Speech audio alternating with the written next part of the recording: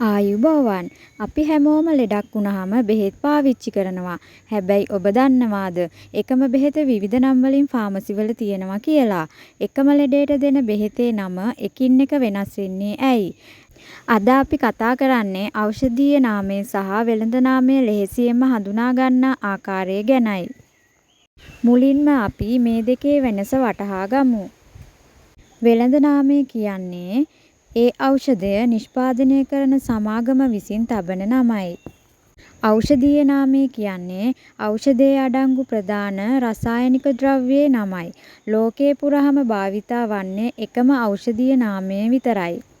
එකම ඖෂධීය නාමයට සමාගම් කිහිපයකින් වෙළඳ නාම කිහිපයක් තියෙන්න පුළුවන්. අපි බලමු මේ දෙකේ වෙනස අඳුරාගන්නේ කොහොමද කියලා. බොක්ස් එකේ ලොකු අකුරින් කැපී පෙනෙන පාටකින් තියෙන්නේ වෙළඳ නාමය බ්‍රෑන්ඩ් නේම්.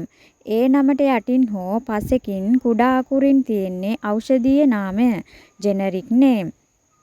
බොක්ස් එකේ පසුපස තියෙන කම්පොසිෂන් යටතේ බලන්න එතන තියෙන්නේ ඖෂධීය නාමය සහ මාත්‍රාවයි. වෙළඳ නාමය අසල R අකුරින් සලකුණු කරලා තියෙන්න පුළුවන්. නමුත් ජෙනරික් නම අසල එවැනි සලකුණක් නැහැ. ඉන් මතක තබා ගන්න එකම ඖෂධීය නාමය සහිත වෙනස් වෙළඳ නාම දෙකකින් බෙහෙත් වර්ග එකවර පාවිච්චි කරන්න එපා.